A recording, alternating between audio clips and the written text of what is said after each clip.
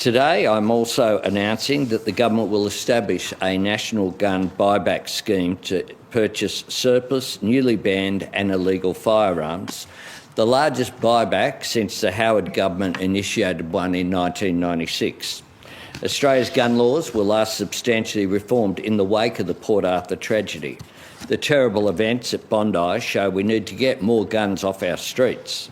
We know that one of these terrorists held a firearm licence and had 6 guns, in spite of living in the middle of Sydney suburbs there at Bonnyrigg. There's no reason why someone in that situation needed that many guns. There are now more than 4 million firearms in Australia, more than at the time of the Port Arthur massacre, nearly 30 years ago.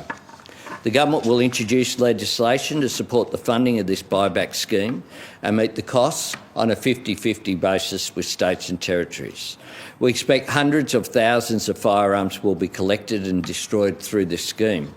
Consistent with the approach that was taken in 1996, the government is proposing that states and territories will be responsible for the collection, processing and payment to individuals for surrendered firearms. The Australian Federal Police will then be responsible for the destruction of these firearms.